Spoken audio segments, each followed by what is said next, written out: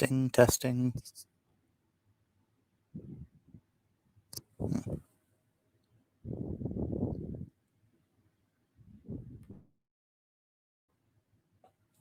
Testing. Testing.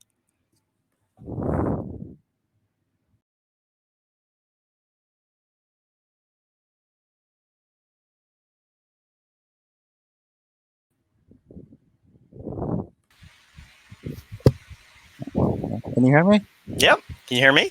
Yes. Excellent. Let's see if on. Okay. Looks like there's 4 viewers. Well, one of those is me, but let's see. Okay. Testing. Testing. Oh, it's muted. Testing. Testing. Ah, there. Okay. Okay. So we'll just waiting for the others. Cool. How you doing today? Good. And let's see. I just wait. I thought I had posted? Oh. I thought I had posted on Facebook that we're live. It looks like it didn't quite post, but it should go through now. I don't know. Maybe this is making the rest of my computer slow down or something. Okay.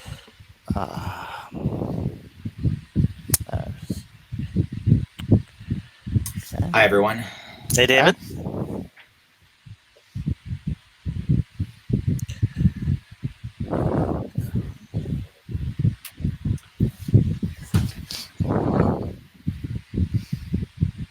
Is there background noise coming in from somewhere? I do hear some, but I have so it's probably not from me. Well, it could be me. I have a fan on. Let me turn it off and see if that makes a difference.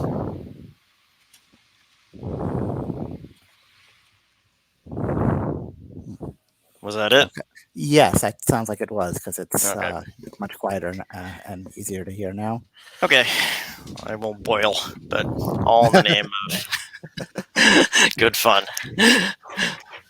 I think when I first did my first test, I turned off the air in my apartment, and then like later that night when I was trying to sleep, I was like, "Why is it so muggy now?" Oh, I remember. Right. Okay.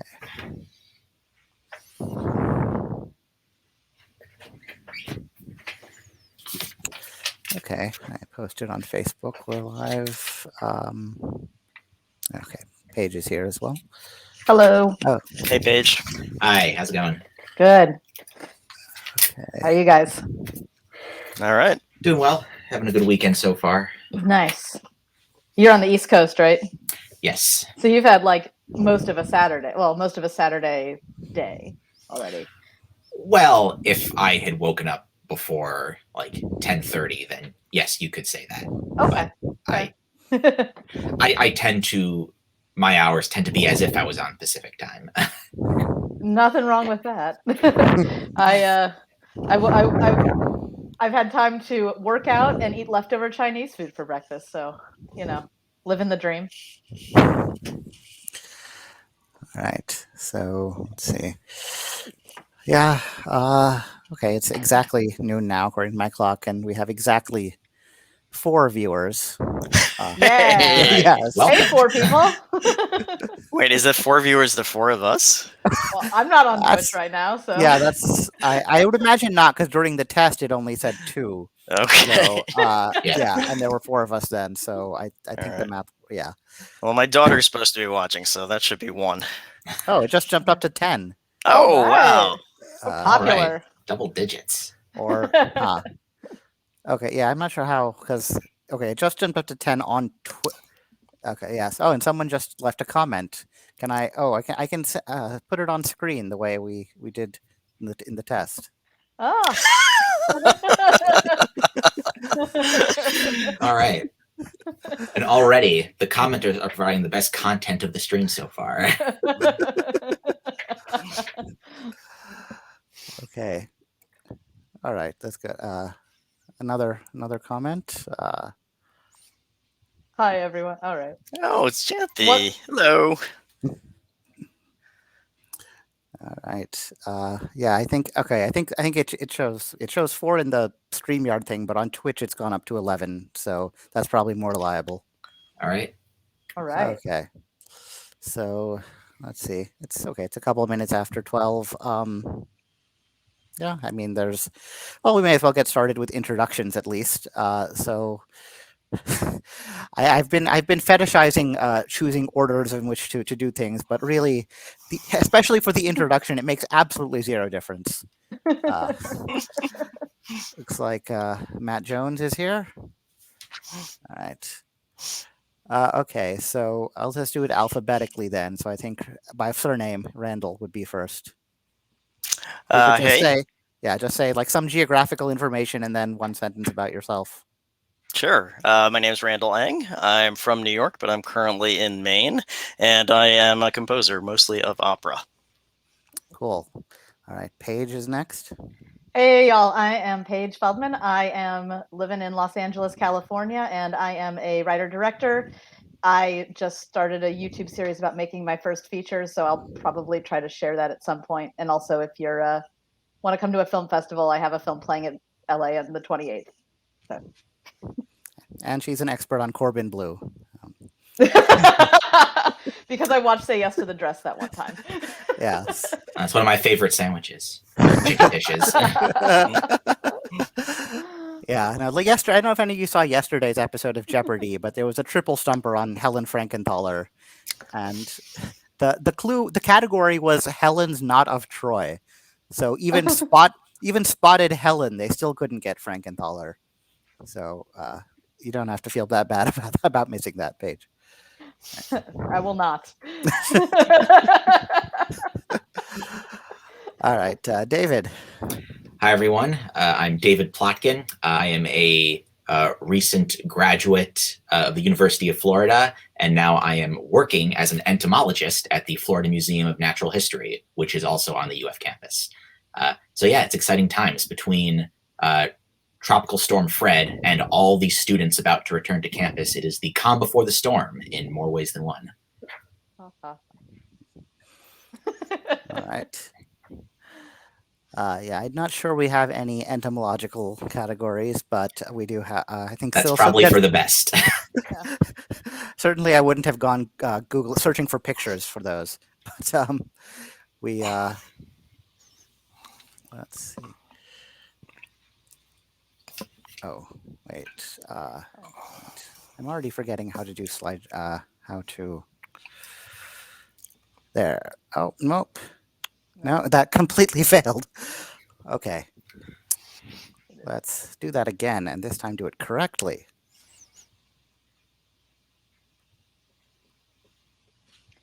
Randall and David, you guys have such cool jobs. I would just sit here and talk to you about your jobs if Yogesh got it up. So okay, yes, that was that's often something people say on the podcast. That yeah, if you let's see, looks like I could make it a little bigger. There, yeah, I want to maximize the display. Okay, and looks like it just naturally put us into that configuration. Yeah, there's no significance to the fact that Randall and then David and Paige, other than that's the order in which you joined the stream. But all right, so what do we do now? We already did introductions, so now we can do rules. I went over this with you guys already, but I'll go over it for the audience. I couldn't figure out it would have taken too much work to figure out a really fair way to do scoring, so I decided to go with the whose line method. I'll just be offering arbitrary points based on how much I like your answers. Generally, I like correct answers better than incorrect ones. So that will be the guideline, but you never know. There's going to be 9 categories, 2 related questions in each one. Each question will be on a slide with a picture. Sometimes the pictures are hints. Sometimes they just illustrate something related to the question, but won't help you get to an answer. Playtesters noted some of the pictures displayed too small to be helpful. So for some of them, I added in a red border, which will blow it up into a separate slide. You can treat it like a zoom. So since there's 9 categories, I just divided it into 3 rounds. The first one, each of you can select a category to answer by yourself, and then if you can't answer correctly, it'll get passed to the next person in the order. For the next one, we'll work in pairs rather than, I originally thought let's just have each pair select their category. And then I thought, oh no, let's have each person select a category for the other pair. So hopefully that'll be a little bit more fun. And it'll also pass to the remaining player if the first two can't get it. Round 3, everyone works together. It's another reason I didn't want to keep score, because that would freeze scores after 2 rounds and remove all suspense. So to really make it a real game, I would have had to do it the opposite way, start everyone together and then decompose them. But I prefer to be a uniter rather than a divider. So I'll do it this way. And just like on the podcast, just, talk through your process, share, good content, whatever thoughts, connections come to your mind that are interesting. Unlike on the podcast, I can't cut out dead air. So try to avoid those gaps gaps where you sit silently and contemplate. All right. Special thanks to our playtesters, Matthew Marcus, Jing Feng, Chris Miller, and Patrick Friel. Their advice was extremely helpful, and I modified numerous things because of it. Thank you to StreamYard, in particular, the person in customer service who pointed out to me that there's a big blue button marked Go Live, without which I would not have been able to go live. And of course, to viewers, whether you're watching now on stream or later on archived YouTube, if you are watching now, feel free to chat along. I'll ask all the players to switch over to private chat so they can't see what's on the main chat unless I display it to them. And if I see engagement today, I may put some thought into finding ways to make this more interactive so people who are watching can play along.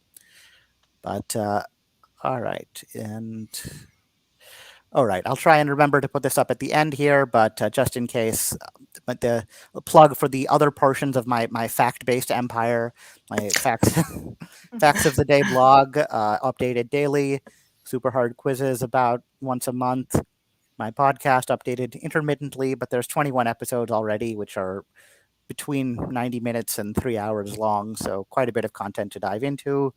And to keep it going, there are, of course, PayPal and Venmo options. I'll try to remember to put those up again at the end so you can, reward me if you think that this is good rather than preemptively asking for money for it. But all right. And with that, I think we can go into the game. But again, I need to determine the order, and there are many ways that could be done, including just a random number generator. But this is a quizzing show. Let's do a brief quizzing. I didn't like that little black space in between the windows. Let's do a brief quizzing type nearest to the pin question. Again, because the points are all made up and it doesn't quite matter. There's not a lot writing on this, but we're all here to show off knowledge. So let's see if we can on this question. So for this one, it'll just be, I'll give you about 10 seconds. You just write down an answer and then, hold it up like Final Jeopardy. All right. So here is your question. The man who played the role of CIA Director George Tenet in the film Vice, the one with Christian Bale playing Dick Cheney, in what year did that man win the Pulitzer Prize for drama?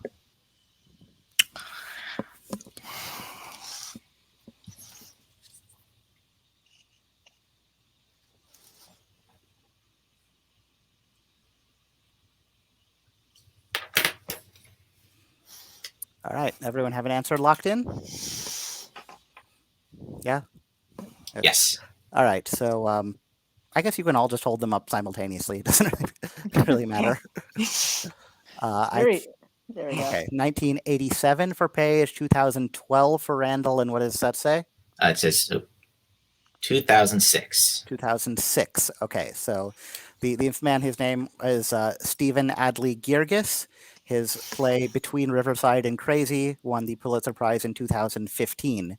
So Randall is closest on that, followed by David, followed by Paige. Well done. This is going just like the test did. That's not who I thought it was, actually. I thought it was Tracy Letts, but I haven't seen Vice.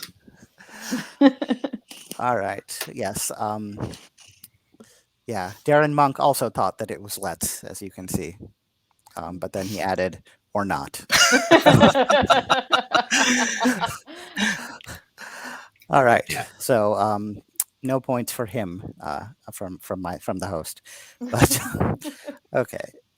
All right. So now back to the actual game.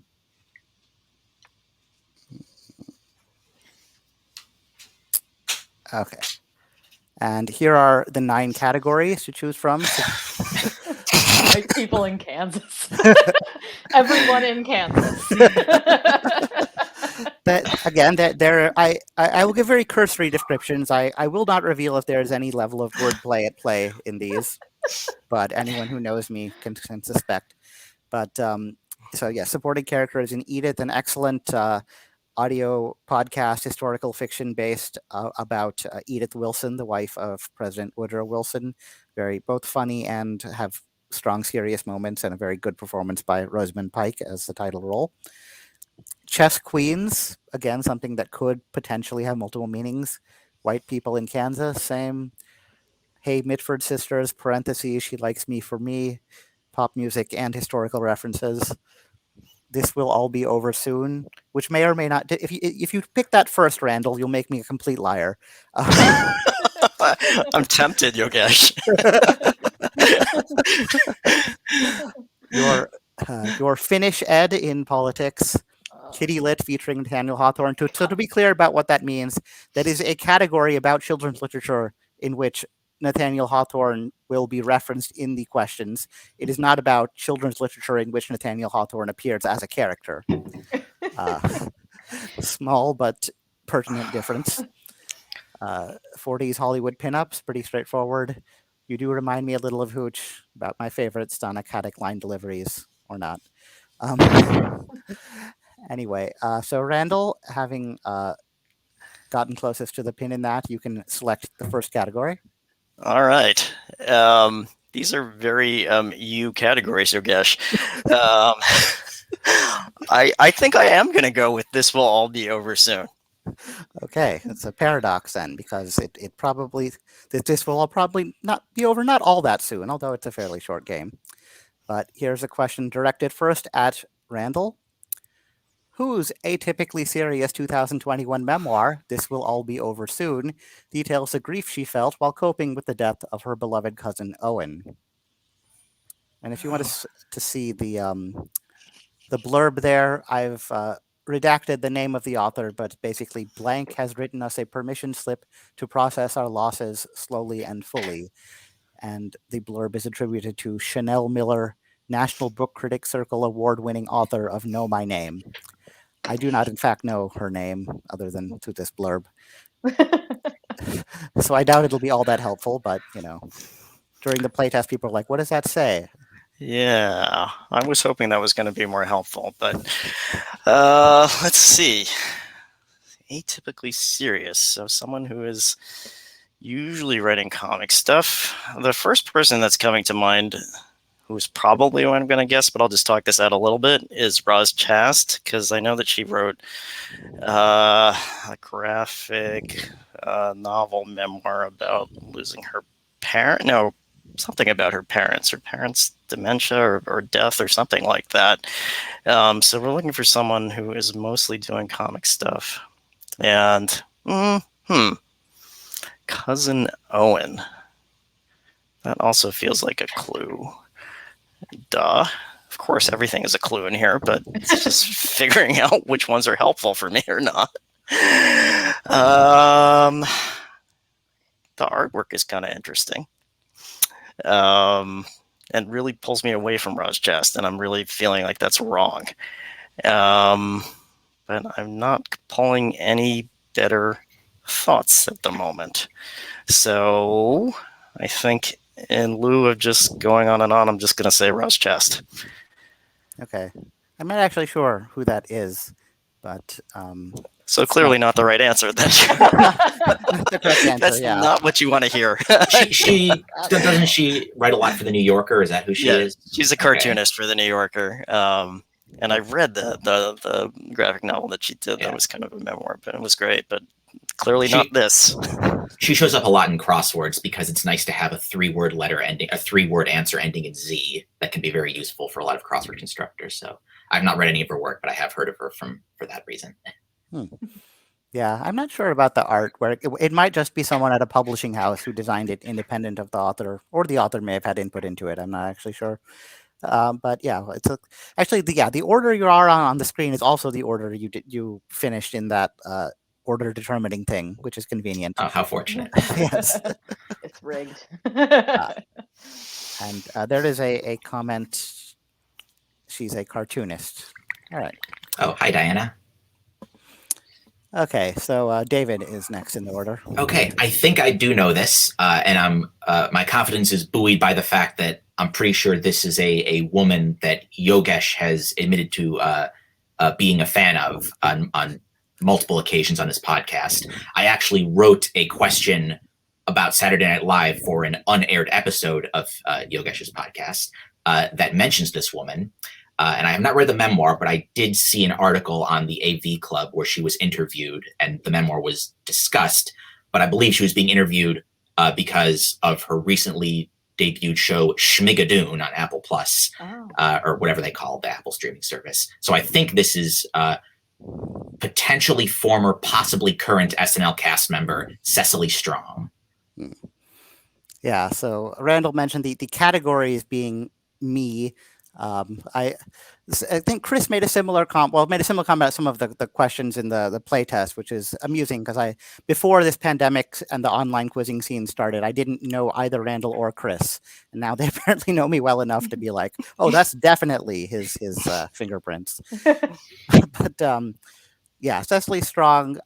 Speaking of things that are me, Cecily Strong was born exactly 1 week after me, and she was actually born in my hometown of Springfield, Illinois. So I felt a bit of connection to her for that reason. And yeah, she is the correct answer to this question. So I award you a strong number of points. Thank you. I like the idea that all the points might just be adjectives. Yep. That'll make the math really fun.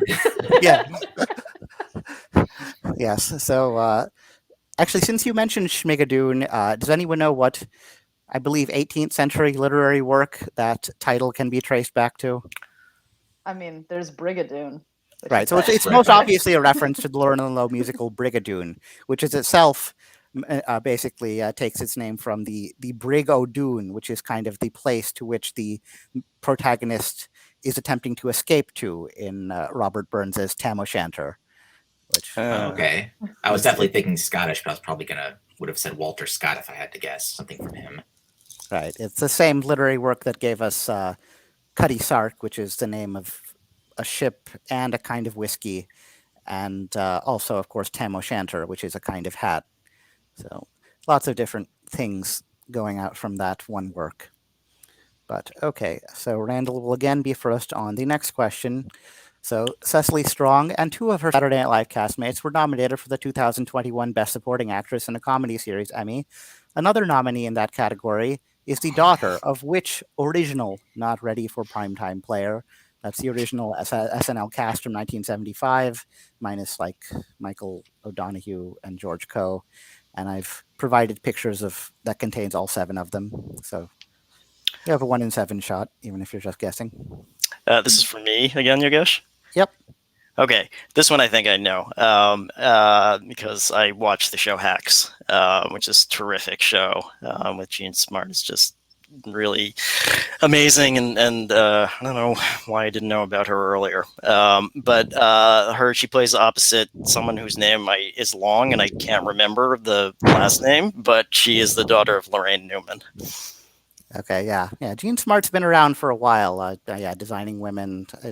She won 2 Emmys for guest roles on Frasier. She was the first lady in season 5 of 24, and had a bit of a resurgence in the past few years with roles on Fargo and Watchmen and Mayor of Easttown and Hacks. She's actually, if anything, maybe at kind of her career's as successful now as it's been at any point. But yes. As Diana noted, Hannah Einbinder is the actress from Hacks, who is the daughter of Lorraine Newman. So I will hack off some points and award them to you. I'm doing all these off the top of my head, by the way, which is why they're not really all that funny. I guess I should be keeping score here. Strong. All tack. right. Adjectives, verbs. Just What is the speech. strong to hack conversion rate? Yeah, 17. It's base 17. don't want anyone to think that I'm scripting these because, no. That I'd like to think that anything I actually, if I actually had a chance to write them in advance, I would have given up entirely and just not tried to. All right, David, it's your turn to select a category. Okay, yeah, this is tricky because none of these feel like they're categories I'll be strong in. So I'm gonna go with, let's try chess queens. All right. In 2013, Grandmaster Alexandra Kosteniuk, who you can find on Twitter at @chessqueen, made history by winning the overall, not women's, national chess championship of what country? She had previously been blocked from the top spot by, among others, the legendary Viktor Korchnoi, who won this country's national championship in 2009 at the age of 78, and again in 2011 at an incredible 80 years old. Okay, so, all right. So first of all, I have to think that, okay, so I do not play chess. I've never played chess seriously in any fashion. However, I have followed professional chess because I think it was around the time Magnus Carlsen, started topping the charts, as it were, topping the the ELO ratings, that I was just kind of, following his career, and then started learning about other chess grandmasters as well. So I have to assume this is going to be probably, it could be a trick and it's just the US, but I don't think it is, because I think there are a number of top 10 ranked players, regardless of gender, that would have won that in the last 15 years.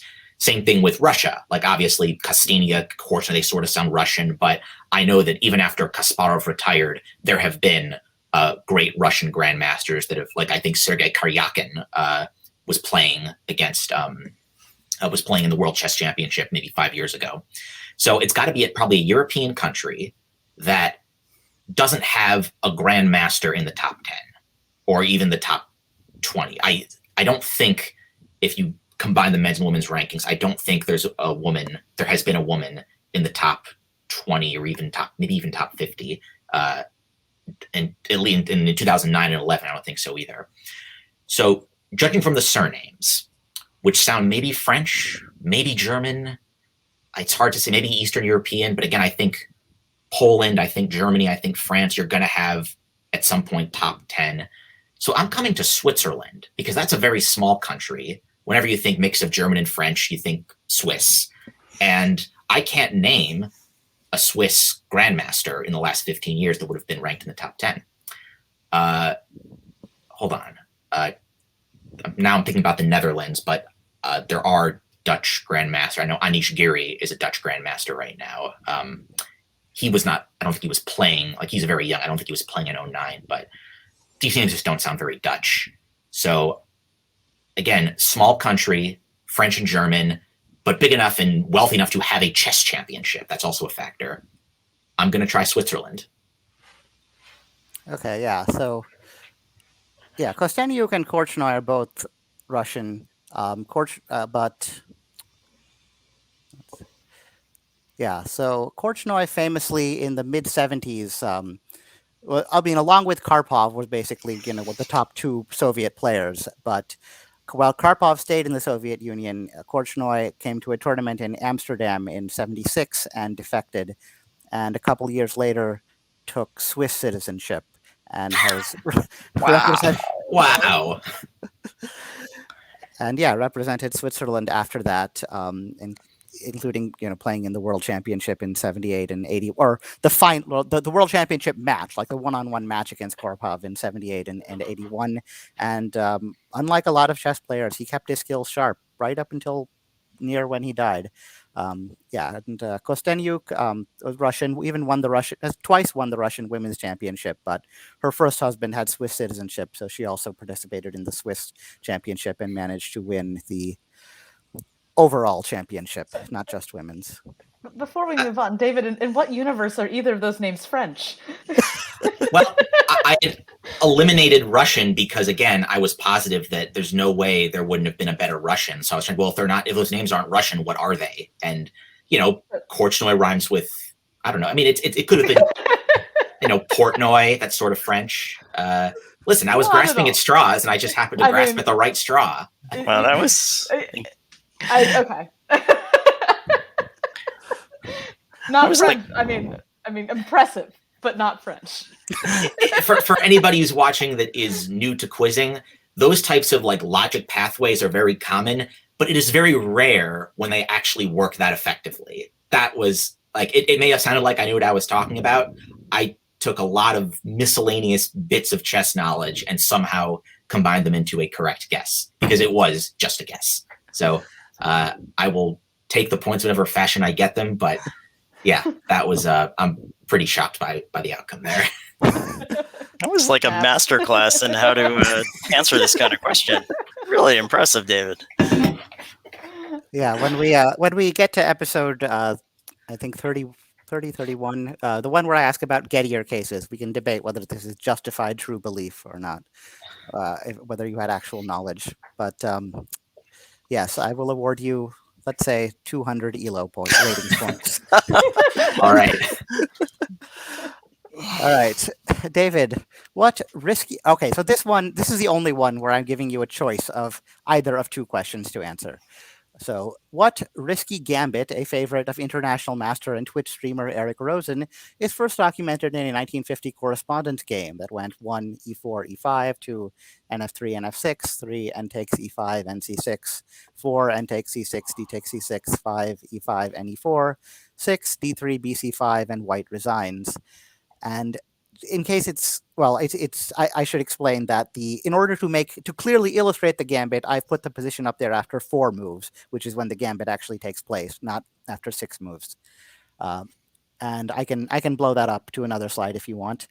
But the other question you could potentially answer: give the tongue-in-cheek term popularized on Twitch by a Stanford-educated woman FIDE master of Romanian descent who likes to pretend that she's a ditz for hanging your queen and then playing it off like you meant to do that.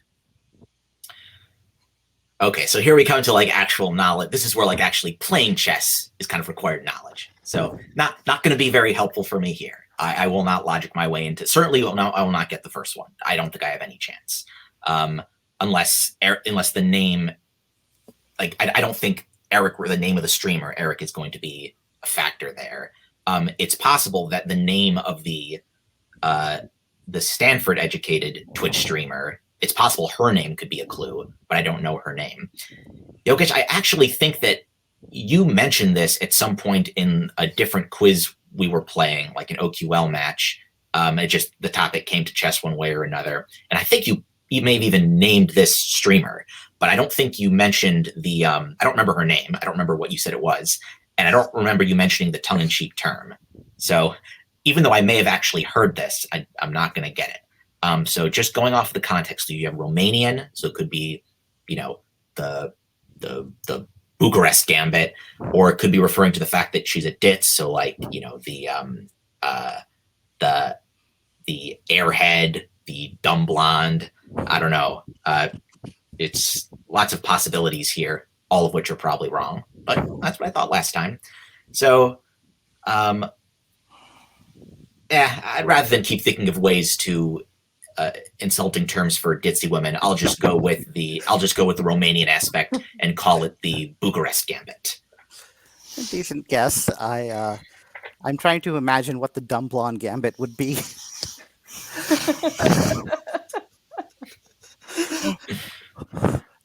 Paige. Hi, I'm blonde. I have no gambit.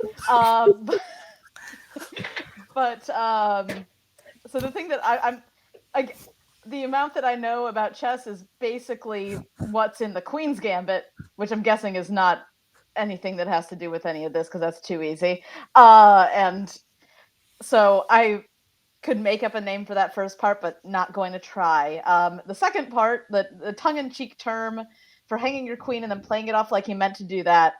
The thing that comes to mind is a famously assassinated, murdered, I don't know what you're going to call it, but basically a queen who was killed, Marie Antoinette. So I'm going to call it the let them eat cake gambit.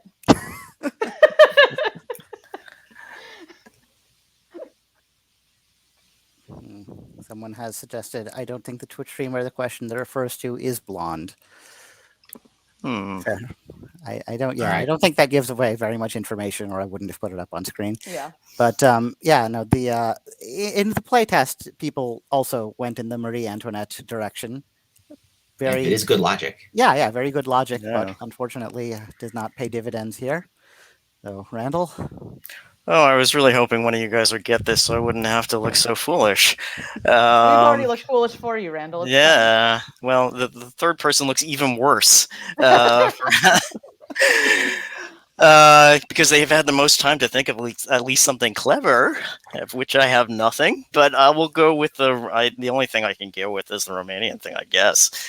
As I know like almost nothing about chess. So let's go with, say, like the Transylvanian hang. So it's a fun guess. Yeah, I think this question it doesn't even really reward knowledge of chess in general. It rewards keeping up with the contemporary chess scene online, which has taken off quite a bit in the past year for obvious reasons. To the point where now when someone puts up a video of over the board chess on YouTube, someone will always comment, "Oh, they made a board game out of that." But well, I thought that was funny. It was. I chuckled. Okay, but yeah, so the game again, first documented in 1950, but really only became popular in the past very recent maybe year or so. But it was first attributed to a player named Stafford. It's called the Stafford Gambit. The streamer in particular, she runs the Botez live channel with her sister Andrea. Her name is Alexandra Botez, and the term is the Botez Gambit. Okay. Yeah. That's less fun than I thought. It's just, I mean, if it's eponymous, if it weren't her name, again, I probably would have just put her name in the question. But yeah. However, if it was her name, then I would have had no chance because I don't even know what is the Romanian equivalent of a Lucky Johnson. Probably something ending in escu, I would imagine. Yeah, it actually might be Ionescu. That they could have the same etymology. Not sure. Okay. Yes, this is. She popped up on my YouTube algorithm after I watched Queen's Gambit. It's some name that starts with B. Jayanti suggested Botez and then added, "My kid plays competitive chess and told me." But yes, if you're wondering what the Stafford Gambit has to do with queens, it doesn't necessarily have to, but there's a very nice line here where, again, this was after 4 moves. If white plays pawn to d3, which is a very logical move connecting the pawn chain, opening up space for the bishop development, black responds bishop to c5. White, again, plays a very logical move, bishop to g5, and which, pins the knight here to the queen, develops the bishop. So it looks like white's doing pretty well. But at this point, black takes the pawn with their knight, which looks like a Botez Gambit because the queen is left completely unprotected. If white falls into that trap and takes the queen, black has forced mate in 2, which is a very, very satisfying trap to see someone fall into when you're playing black. I'm sure I'd fall for it. That's for certain. I don't think I know enough about chess to fall for it. I would just be doing other things and confuse people. Yeah, I'll leave the actual working out of the mate to as an exercise for viewers, but there are few things in life more satisfying than watching your opponent think that they've won your queen and then checkmating them 2 moves later. That's a sensation I would recommend to anyone. All right. I think Paige, we're on Paige now to All select. right. So there are 3 categories that are tempting me, and I don't feel confident about any of them, but I do know all the lyrics to She Likes Me for Me. So let's go with Hey Mitford Sisters. All right. Let's see if the experimental turn I took on this question pays off or just makes dear me... Lord. This is a pilot after all. All right. Diana Mitford's son Max was in charge of Formula One's governing body from 1991 to 2009. More controversially, her husband headed what group from 1932 until its 1940 disbanding? Diana and her sister Unity Valkyrie Mitford were also part of this organization, whose women's section was for a time led by Mary Richardson, the suffragette that slashed Velasquez's Rokeby Venus in 1914 to protest the persecution of Emmeline Pankhurst. Oh, and it has nothing to do with the band behind the 1999 hit Hey Leonardo, parentheses, She Likes Me for Me. Great. I know all the lyrics. I can't remember the band's name. All right.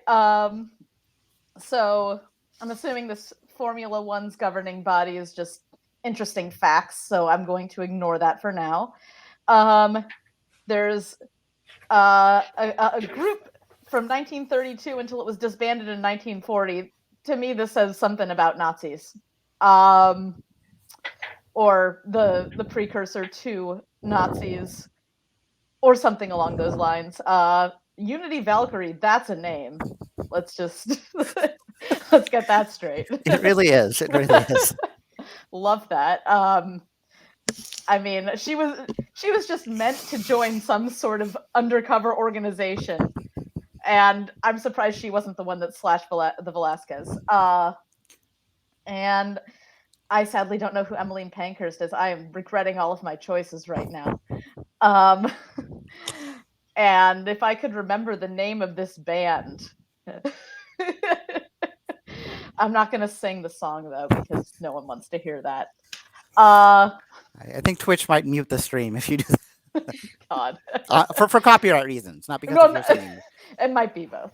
I'm doing karaoke later tonight. If any of my friends who are doing karaoke with me are here, just sorry in advance. So let's think of a group. So Formula One is very much a European thing. So we're gonna head away from a US group. I don't know names of groups in Europe. God, this is embarrassing. Randall, this is more embarrassing than what happened to you this last question. I hope I get a lot of points for all these laughs. Because that's all I'm getting points for. Let's. I don't know. Let's go Diana and the Valkyries. Let's just call it that because I got nothing. You started off pretty well. You were saying a lot of things at first that were on the right lines. Well, the problem is I don't know any names of organizations, so it's all moot whether or not I'm getting close to it. It's just I'm not going to have the answer if I don't know the name of an organization. That's how it goes sometimes. Yeah. Yep, that is true. Randall? Oh boy, yeah, I don't have anything for this either. I mean, Emmeline Pankhurst was a suffragette, but I don't think that actually has anything to do with the actual organization. I think Paige is on the right track in terms of like the name is Valkyrie, the dates. It feels like this is somehow something to do with the Nazis. I don't know what country we're in or what part of the world at all.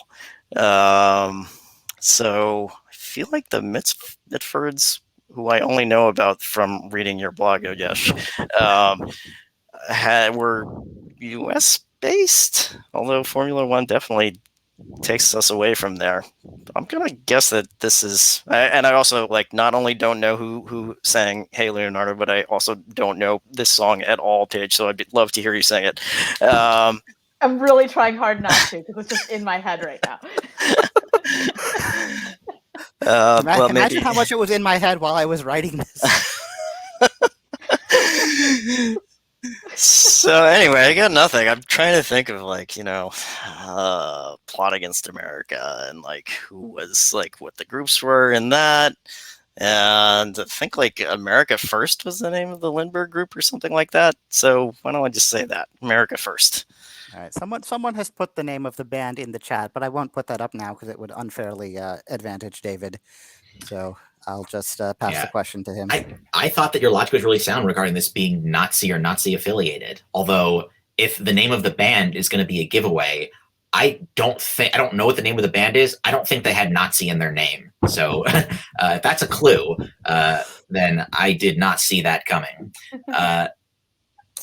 Well Emily played. Pankhurst was a British suffragette, so I'm assuming the Mitfords are British. I have heard of them. I do not remember what their nationality is. I don't remember anything they've written. I remember them being a question in Learned League that very few people got correct, including me. I also got that one wrong. But I've got nothing else to add because Randall is right. If some parents are naming their child Valkyrie, it's probably not because they're fans of Norse mythology. They're probably fans of Wagner. So this at 32 to 40 disbanding once Britain actually has entered World War II. I don't know. I know there were definitely Nazi sympathizers in the U.S. Actually, even during World War II, much less before. So I don't know if it exists, but I'll just say the British Nazi Party because I have nothing better to guess.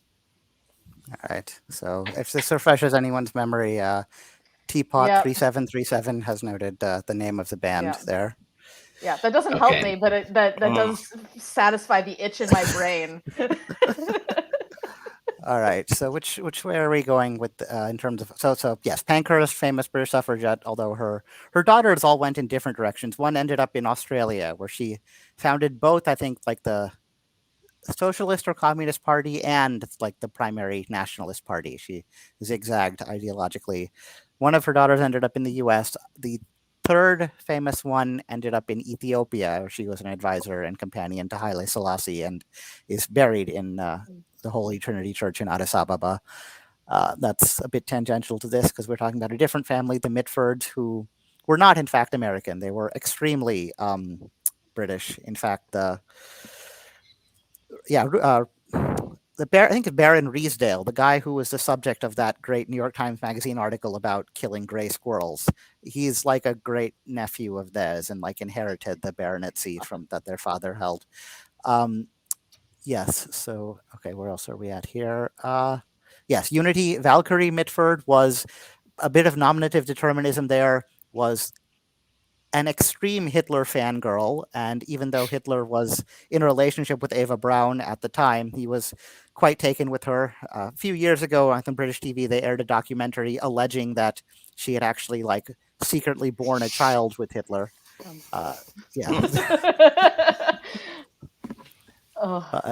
Yes, Diana here. Her son Max again. I didn't give his surname.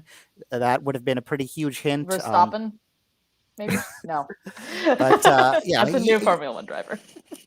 Yeah, I mean, he was in the news quite a bit because of lawsuits he filed over privacy against the tabloids, who really made a big deal out of the fact that he not only enjoyed the company of prostitutes, but on at least one occasion they were dressed in Nazi regalia at one of the orgies that he threw, which is especially troubling considering that his father and Diana Mitford's husband was Oswald Mosley, the notorious leader of the Black Shirts, the noted for their armbands. I don't know if I intended disbanding to be a clue. Maybe subconsciously it could have been one.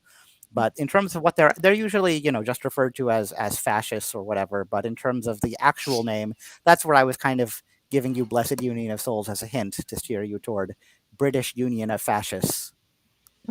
Okay. All right. So yeah. So Paige, I mean, you had the right idea. It was I know absolutely no names for.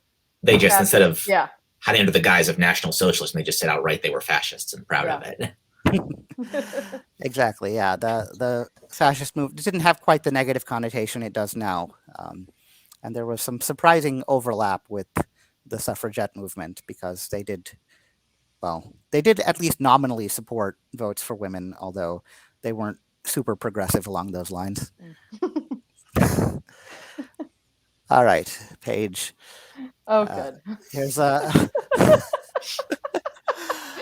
So, speaking of questionable musical performances, Red Sheep of the family, Jessica Mitford, who famously decamped to the U.S. and became an icon of the American left, less famously formed the kazoo and cowbell-heavy ensemble Decca and the Dectones, and cut an album featuring a cover of the Beatles' Maxwell Silverhammer.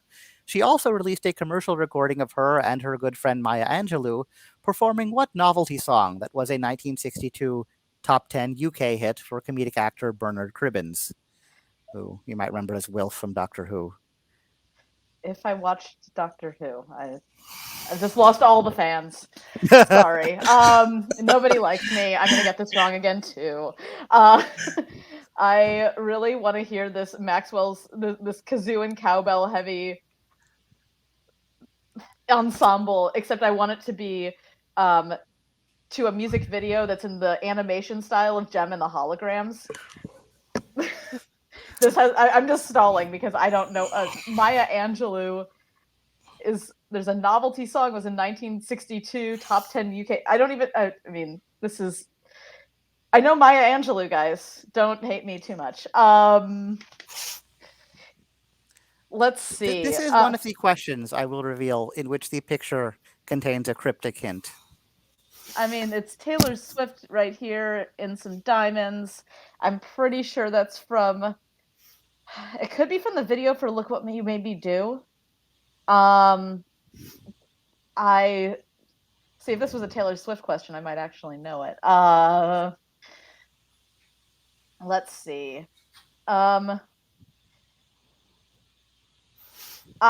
think it would be really funny if the answer to this was tequila. I don't think it is, but I think it'd be hilarious if somewhere there's a recording of Maya Angelou saying tequila.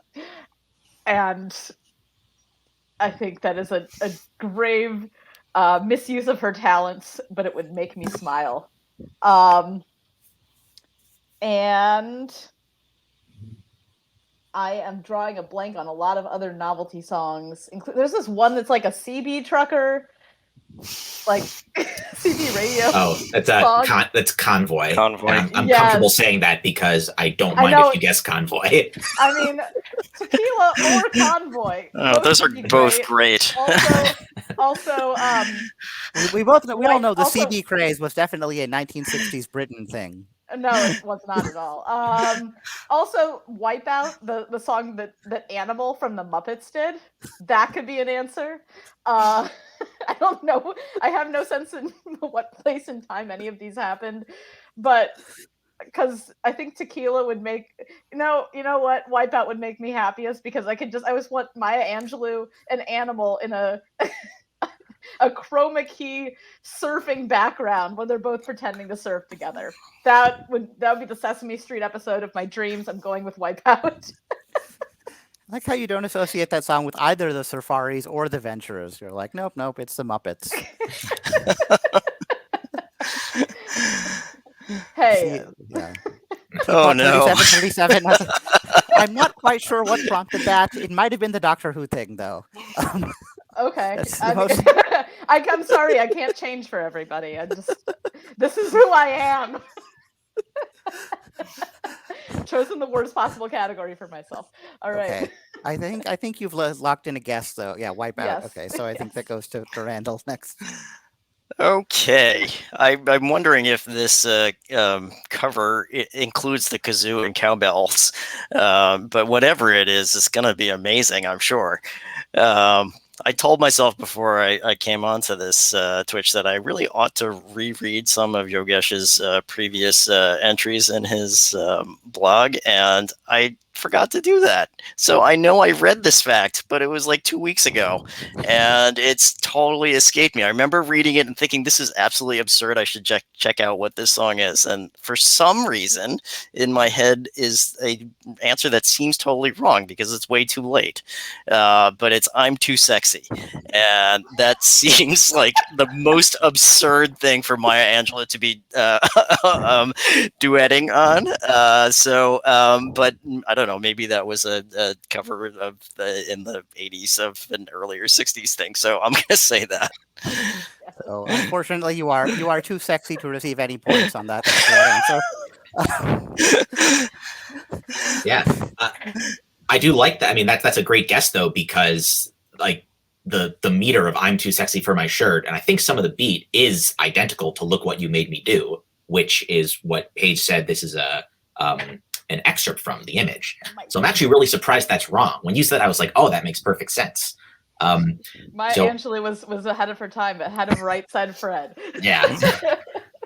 But yeah, I also didn't think that was that was a cover of a 62 song. Anyways, I don't know. I don't know Taylor Swift. So if there was a song called Look What You Made Me Do from the 60s, then I've never heard of it. I'd rather go with a song title that I've at least heard of. So judging from that ice in the bathtub, I'm going to say that the novelty song was Diamonds Are a Girl's Best Friend. All right. So as Diana noted in the chat, certainly Randall's thought was along the right lines. And that is the connection that I was trying to draw attention to, because Look What You Made Me Do, because of that similarity, was officially credited in songwriting to the members of Right Said Fred. And what none of you apparently know is where the name Right Said Fred came from. It was a 1962 top 10 UK hit novelty song. What? Oh, that's very clever. No! Wow. Oh, so close. Randall should get some points for that. Fair enough, yes. Some adjectival points. Yeah. I should also get points. I think the Whose Line Rules bylaws do allow for some points. That's I should true, also yes. get points. You can have Because epsilon I'm not points. getting any others. Yes, you can have epsilon points and lambda points. Yes. But if any of you had gotten it right, I would have had to give you 1,989 points. in honor of I Taylor mean, that's not Swift. the album it's on, but I do appreciate that. I couldn't really give you Evermore. Well, no, maybe I can give you could. Evermore points. Yes. Actually, that works much better as wordplay, which is another indication this is not scripted.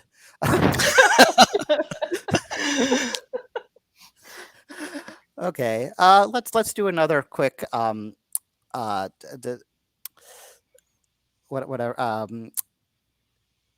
written down thing. I'm losing words entirely.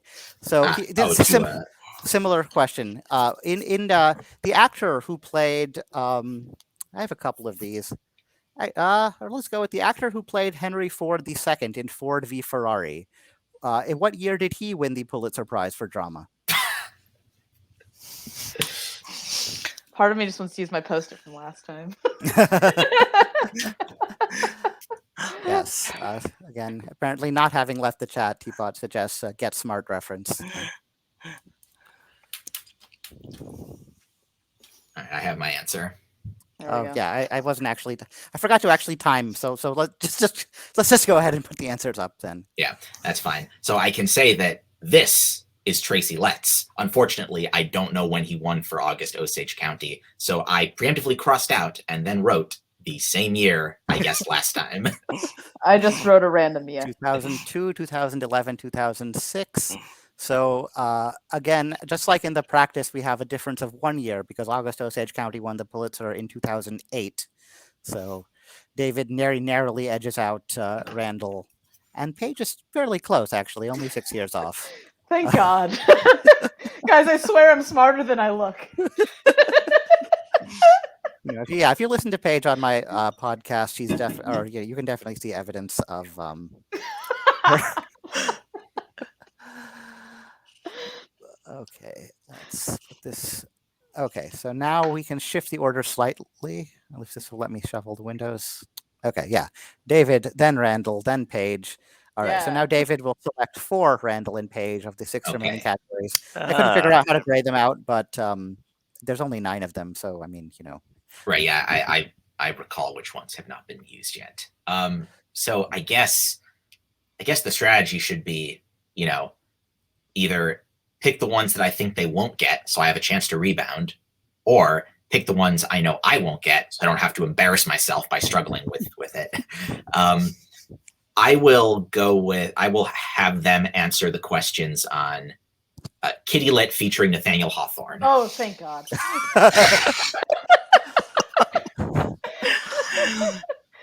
All right. Now part of Minuteman National Historical Park, the Wayside is a historic home that was the residence of Nathaniel Hawthorne from 1852 until his 1864 death. Name either the famed author who lived in that house as a child between 1845 and 1848, or the well-known children's author who lived there with her husband Daniel Lothrop from 1883 until her 1924 death. Coincidentally, the Lothrops purchased the Wayside from the Lathrops, the unrelated family of Nathaniel Hawthorne's daughter, Rose Hawthorne Lathrop. That's not, I put it in small text because it's not really going to help you get the answer, but it's just a fun fact. All right, Randall. I think this might be Louisa May Alcott, one of the one who lived there with her husband, because Little Men. She lived in the north, and Minuteman Park seems like Massachusetts. And she wrote Little Men based on the large house that she and her husband bought and took in a bunch of boys, and did a whole boys' school for them. So that's one thought. Also, I think Laura Ingalls Wilder might have been the one from 1845 to 1848, because she, I mean, you know, they moved from the east, I believe, but I'm not as confident about that. So that's where I am with this. Yeah, I like both of those answers. I mean, I also was thinking, New England, Alcott feels like a, family that fits here. There's like an attic or something on the third floor here, which I feel like there's scenes in Little Women that take place up there, right? That's based on her childhood home. But oh, okay. I know Kidlet, everybody. Well, I'm very happy to be doing this with you, Paige, as you have shown much more knowledge about this than I have. So I guess I'd be happier going with Alcott than Wilder. Yeah, that's okay. Let's go with Alcott. All right, yeah. So I maybe it was for a blog or for something. I researched all the different places Laura Ingalls Wilder lived, because her family moved around a lot, and each of the books are set in a different place. And although the TV series was just set in one place for like 11 seasons or whatever, it was set in, and that was like the one place that her family only lived for a very short amount of time, and only one book is set there. But yeah, none of them were in Mass. I mean, I didn't specifically give you a location, but Minuteman sends you to Lexington and Concord. And so, yeah, Concord, that whole scene there with Emerson, Bronson, Alcott.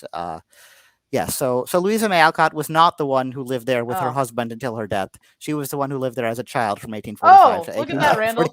All right. Nice. Well done. And yeah, I mean, that time, even though it was a short period, like Little Women is a reminiscence about that time in her life. So yeah, the house has a great deal of literary significance. And the other woman who lived there was Margaret Sidney, who, well, that was the name she wrote under. Her actual surname was Lothrop, but I wasn't going to. You weren't going to get credit for guessing that. But yeah, she was the author of the 5 Little Peppers and How They Grew and all those stories. Okay. Yeah. Once you eliminated Alcott as a past, I was thinking, the other one's probably the woman who wrote that book with the peppers that I just learned about a couple weeks ago and remember nothing about. So.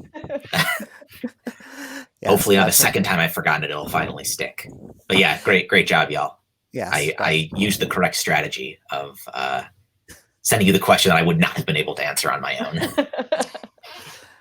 But yes, in honor of Louisa May Alcott, I could give you a little number of points.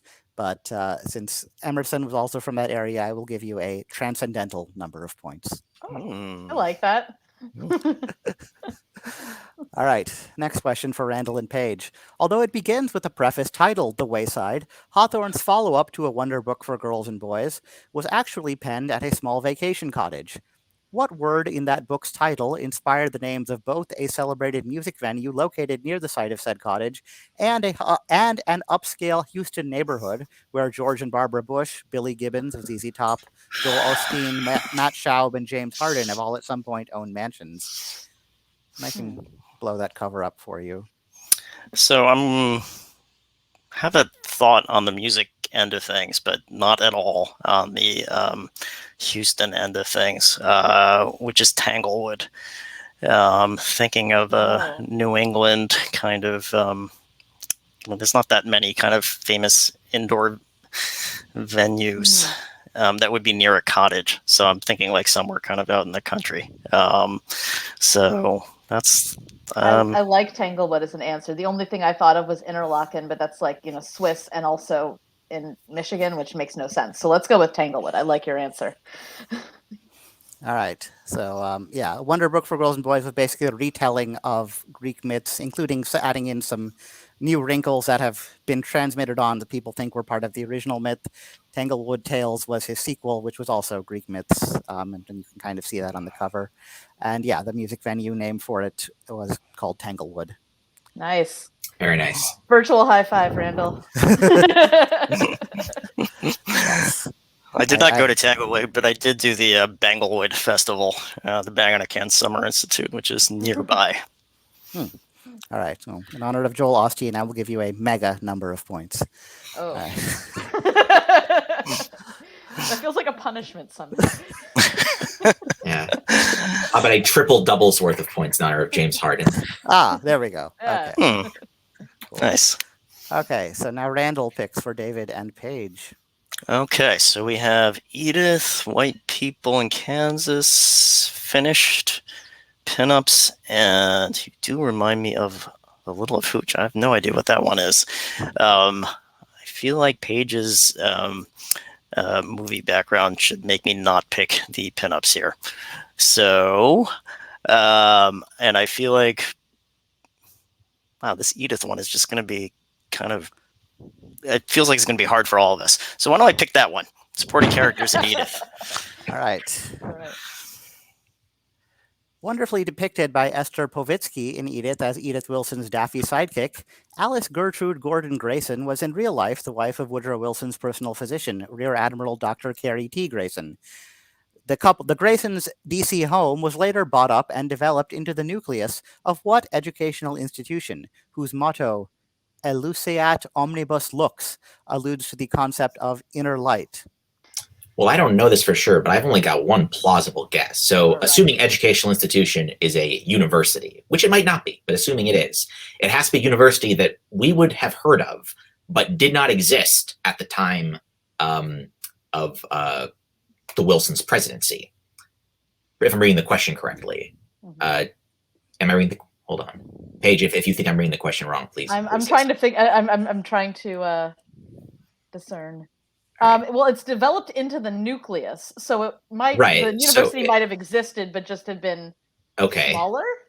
So my thought was Howard University, because that's based in DC, right?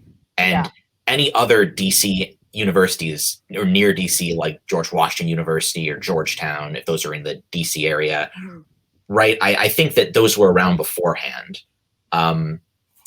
So Howard, the only other one that comes to mind. Not that I know the area really well. But and it's possible Howard predated it, but I just don't know. Like, I feel like in the late 19th and early 20th century, the only HBCUs or schools that became HBCUs were land-grant universities, agriculture, A&M type schools. And so Howard, which I don't think of as a land-grant school, even though it might be, that could be it. So did you have any other thoughts, any other possibilities, any other non-colleges that this could be? So my first thought was something like, educational institution to me almost seems tongue-in-cheek. Well, maybe it's just because I'm a cynic and the idea of inner light just feels super cheesy. And also Esther Povitsky, and maybe it's Esther Povitsky is a wonderful comedic actress, and she has this like earnestness that almost feels saccharine and tongue-in-cheek at the same time. So maybe it's that giving me that that vibe. So I was trying to think of something like, is there like a finishing school or something for like a Daughters of the American Revolution school, something dumb like that it could be. If there is, I've never heard of it. And I would also think that it would have been established again prior to the Wilson presidency. Does that image mean anything to you? Sorry, because the image, I mean, it looks like the other thing, like when you said Howard and I looked at the image, there's a person there who has darker skin. And so with an having an HBCU as the answer would make sense if that's the area it's going to, but it could also be a woodcut or gilded in some way. But it's definitely the halo is very Byzantine. And I'll tell you, it's his pre-Raphaelite painting. It's William Holman Hunt's The Light of the World, which in a Quiz Bowl match a long time ago, I once completely frauded just the title of, just based on a description of what was in the image. But that's where the concept of inner light derived from that verse in the Bible. Okay, so if that's not going to be, that's just referencing the motto, then I don't think we should use that as a clue. Right, yeah. So, I mean, it sounds like by default, Howard is like, I like your logic. If we can't put a name to any of those types of schools, then I think we're better off going with Howard. All right, let's go with Howard. We'll try Howard. All right. You know who the namesake of Howard University was, Paige? I'm gonna say no because I'm sure I'm gonna just groan in frustration. I'm asking because it was a question on your episode, the episode of my podcast you were on. Yeah, I think I do not remember that. No. Okay, yeah, it's named after the Civil War general and head of the Freedmen's Bureau, Oliver O. Howard, whose historic home is actually in Fort Vancouver, about 7 miles away from where I'm currently sitting. Oh. Yeah. But yeah, I think Howard University predates the Wilson administration. Yeah. Okay. Any thoughts, Randall? Yeah, I have one. I feel like time-wise in DC, educational institution. Is that what it's called? Educational institution. It feels like something not a kind of traditional kind of university.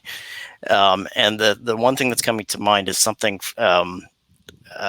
for I feel like maybe Alexander Graham Bell set up for people who are either deaf or blind or something in the DC area, which is something similar to like Gallaudet or something like that, which feels like Interlight could be part of that kind of idea. I don't know. That's what I'm going to guess. And that's a very good guess. If that's not right, you should still get points for it. Yeah. Yeah, a very quiet number of points. Oh, God. But yes, Matt, a fellow Portland resident, also notes that he drives by the Oliver Otis Howard house every few weekends. It's basically right to get from Portland to Vancouver or Vancouver to Portland. You kind of have to drive by it. But yeah, Diana notes 1864 for Gallaudet. And she also previously noted, think smaller humans, David. Oh, is it Montessori? So, well, I mean, Montessori is a type of school, not a specific institution. Yeah. But yeah, in terms of Washington, D.C. schools, again, yeah, thinking not in terms of universities, but in terms of primary and secondary schools. And so Interlight, Patrick Friel was one of my playtesters, I think, is the only person who outscored me on the Quaker 1DS. So he immediately knew that Interlight is very much a Quaker associated concept. But yeah, so the school that pretty much all presidents send their children to, presidents, vice presidents, noted political figures in DC send their children to if they're of the right age, that was established and run by Quakers. It's called Sidwell Friends. Oh. Okay. Yeah, I've never heard of it. Never. I don't know anyone who attended. We don't run in quite those circles. No. All right, next question. What son-in-law and Treasury Secretary to Woodrow Wilson and later U.S. Senator from California led the Democratic National Convention nomination race on the first ballot in both 1920 and 24, only to be forced to give way to dark horse or compromise candidates both times? In 1924, this happened on the 103rd ballot. He also helped Mary Pickford, Douglas Fairbanks, Charlie Chaplin, and D.W. Griffith found United Artists and was awarded 20% of its common stock upon its creation. Yeah, I'm not going to get this from either angle. Any chance the United Artists clue helps you, Paige? Dr. Drew Casper is going to take my degree away because I cannot remember who the fifth founding member of United Artists was. Yeah,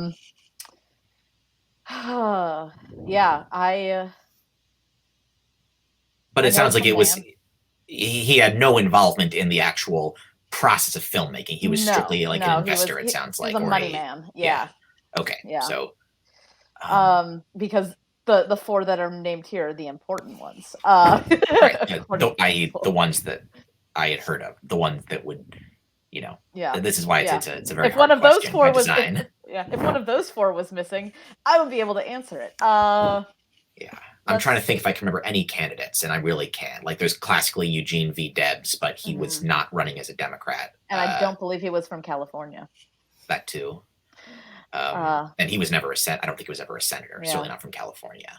I say so. I'm guessing that's a picture of the guy right down there. Right. That does not help me. Right. Unless he looks like someone that is more famous that we'll recognize. But if he looks similar to, a politician from the 50s and 60s or even later, I can't see the resemblance. Yeah. It's a very large white collar, though. It's very tall. It's almost like a turtleneck. Let's look at him. Let's see what kind of name. What name does he look like he has? All right. How about he looks sort of like I'm really stretching here. I could see him looking kind of like James Cromwell. We can go with Cromwell as a All right. surname. Yeah, I can see that. Let's do it. Let's go with Cromwell. Cromwell.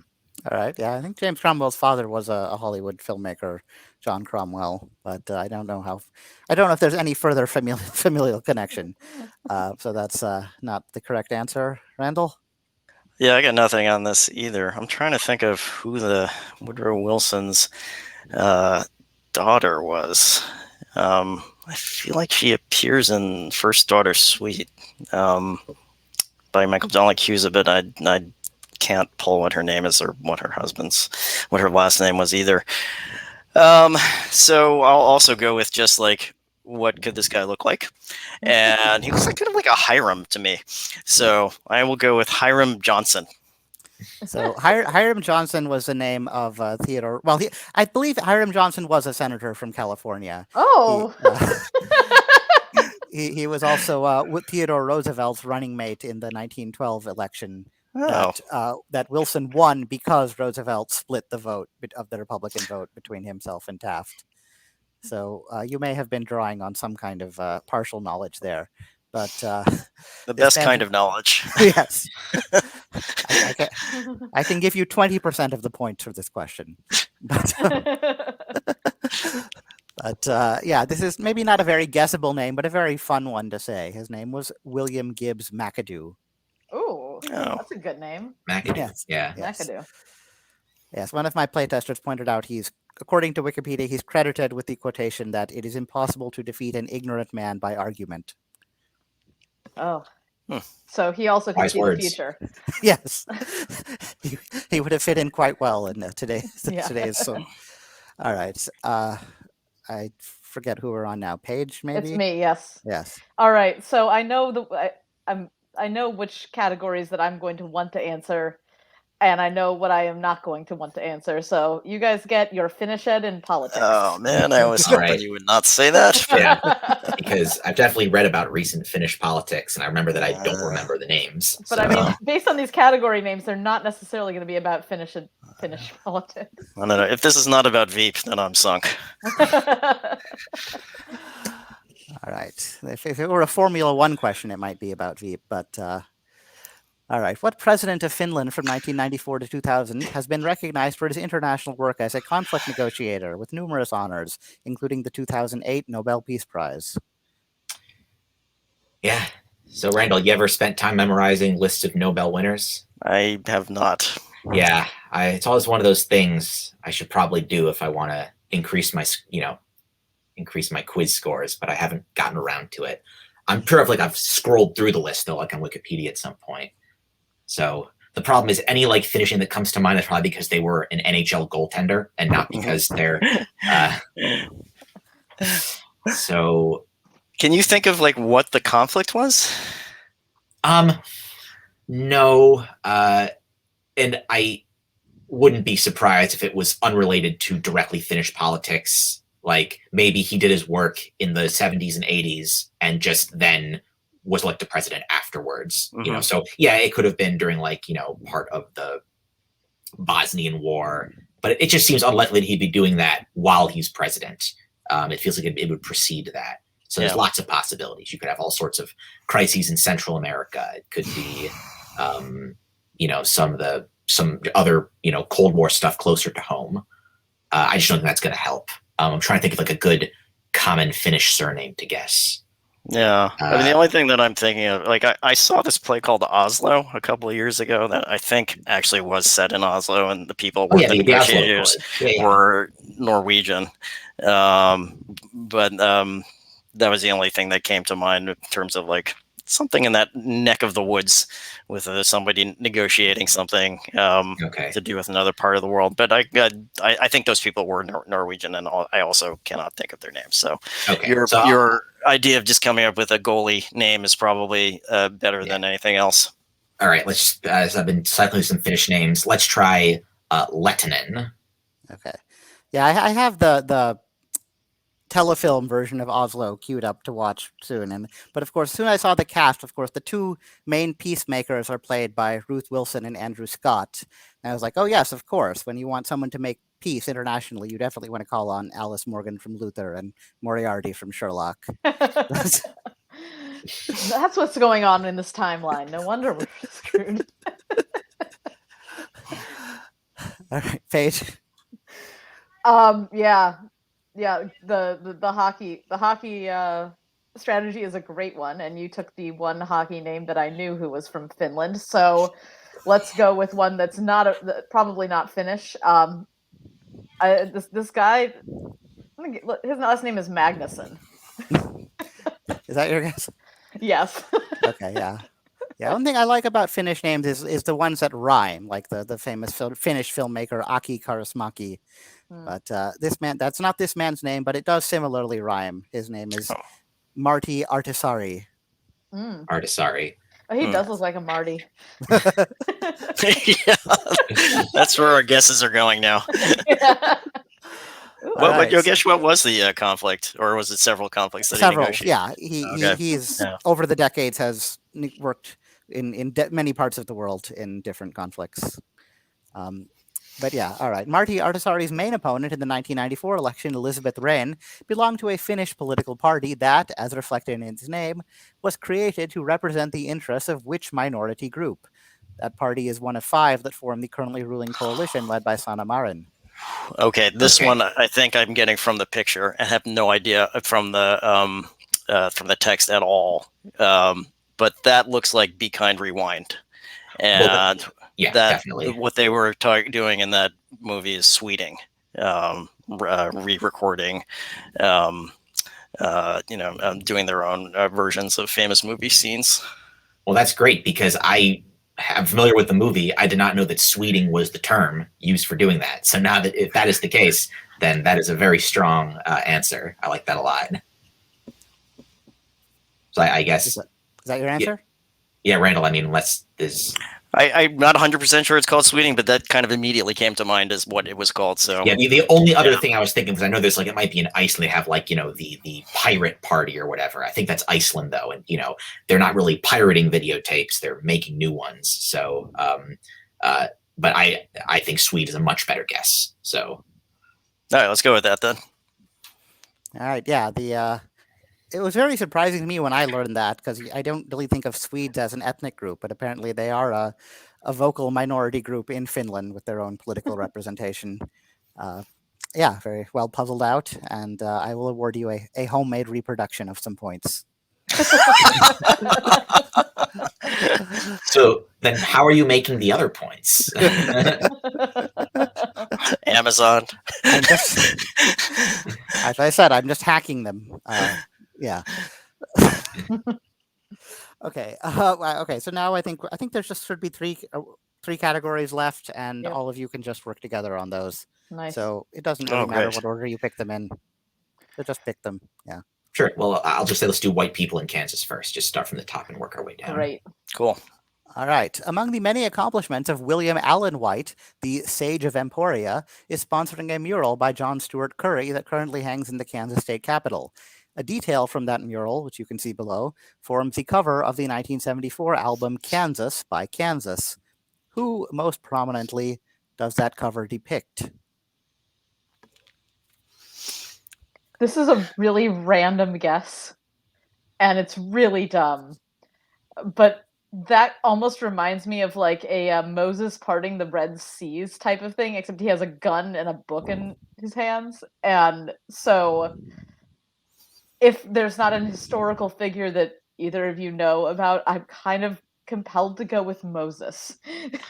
I'm trying to think. I mean, Moses could be the name of a 19th or 20th century Kansan. That's certainly possible. Not that I know of any. What does it say in the book? Can you see other letters there that are visible, or is it just? It doesn't quite look like. It almost looks like a delta. Yeah, it doesn't look like it's. It looks like symbols of some sort. I have a slightly bigger display, and I also can't really see any words or anything like that. Okay, then that's not relevant. I mean, this is like just based on the way he looks. John Brown? Mm. I don't know what he would have to do with this part of the country, but Harper's Ferry was not in Kansas, so right. That was yeah. But I'm just basing on the kind of the Although, wildness I and mean, the beard and. I have not watched The Good Lord Bird. Did he do anything else in other parts of the country before the raid on Harper's Ferry? Don't know. Yeah. Do the men behind him look African American? There's one that one in front of him. The guy right. on his right. Oh yeah. Can you see? Oh, here's something interesting. How many stars are on that flag? Because that'll give us the time period. I don't think there's 50 stars on that flag. So right, if there's say 30 something, that would take us back to Civil War era, right? Yeah. I mean, just based on like the hats that they're wearing on the other side too. Yeah. Yeah. Could that? Yeah, the type of gun. I'm okay with guessing John Brown. I like that. I think you're right about the beard, certainly. He certainly looks to be leading a bunch of African Americans in an uprising or rebellion of some kind. It's very plausible. I can't tell if any of the men in there are people they're fighting against. But yeah, I've got nothing better. So yeah, I like John Brown. Okay, yeah, that's better than Moses. So I like how this question goes from starts with literature, moves through art, then popular music, and finally ends on history. But very, very well puzzled out there. It is John Brown. It's depicting the Bleeding Kansas era when he was involved with the... Right. Nice job, Randall. That was a great pull. Thanks. All right. The Hollywood film Lost Boundaries from 1949 was based on a nonfiction account by William Lindsay White, William Allen White's son, of the life of Dr. Albert C. Johnson in a small New Hampshire town. What sociological phenomenon is that film's primary subject matter? This topic may well have resonated with one of the film's admirers, the unrelated Walter Francis White. I'm pretty sure I know this one. All right. As a fan of Breaking Bad, I was very surprised and interested to learn about, there was a real person who's reasonably famous named Walter White that has nothing to do with the character from the show. There was I'm sure the naming of the character was entirely coincidental. But Walter White, I believe, was awarded the Spingarn Medal by the NAACP, which is unusual for a white man. And I believe it has either been speculated or proven that he was actually a black man who was passing as white just due to having a very light skin color. So I wouldn't be surprised if the phenomenon is passing, specifically. There's a new movie that's coming out about passing, starring Ruth Negga and another actress who also directed it, whose name is escaping me right now. Rebecca Hall. Rebecca Hall. And I believe I read an article on it, and I think Lost Boundaries was mentioned in that article. So I'm going to second Passing. All right. Yeah, it would have been based on Nella Larson's book Passing, but if Lost Boundaries was mentioned in it, then that certainly makes you feel much better about that guess. So yeah, let's go with that. That all sounds great. Yep. Yeah, I figured as a Breaking Bad fan, you would be on top of the Walter White thing. But yeah, he was his autobiography was called A Man Called White. I think he noted in it his ancestry was 5/32 black, which under the rule, the quote unquote one drop rule of the day, definitely classified him as black. But he was able to pass for white and could, at times, for instance, gather information about lynching in order to pass it on to authorities by pretending to be white. But yeah, you solved it. So yes, this category started off hinting as if it were about one kind of white people, turned out to be about a different kind of white people, then turned out to be about the first kind of white people after all. All right. You want 40s Hollywood pinups next? Sure. Yeah, let's do it. Yeah, let's do it. All right.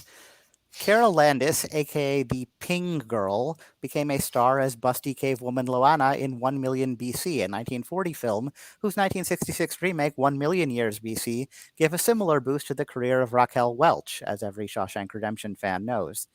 No doubt hoping to cater to all parts of the male gaze, in 1941, 20th Century Fox paired Landis with fellow pinup Betty Grable in 2 films, the noir I Wake Up Screaming, and which musical, whose singular title should be familiar to anyone that likes scrambled eggs and meat on sourdough? I tell you, as a fan of Community, I was hoping just to blindly guess Betty Grable for both of these questions, but I will not be able to do that since Betty Grable is in the question.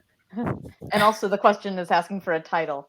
Yeah, that too. So obviously, if we have heard of this food item, the egg and meat on sourdough, then Like that patty would be melt? That's not a pat? I mean, patty melt is cheese and meat on sourdough. Well, I feel like it's going to be one word, whatever the dish is, and that's going to end in an S, and then we're going to take that S away, and it's going to be the name of the musical. Yeah. Unfortunately, having never been to sourdough country, as it were, I just am not familiar with this food item, and I'm not familiar with the musical. I know there's like the Hangtown Fry, which was popular in the kind of gold panning areas, but that's not plural, so it's not going to be right. I don't think those are the right ingredients for a Hangtown Fry either. What the hey? I mean, the Frasier theme song is now in my head, which I know is tossed salad and scrambled eggs, but yeah, that's yeah. Can you even name a musical from around that time? I mean, I can name a musical from around that time, but it's not going to be one that has named after a sandwich. So. But go ahead and say them, Paige. Maybe it'll jar something for me. All right.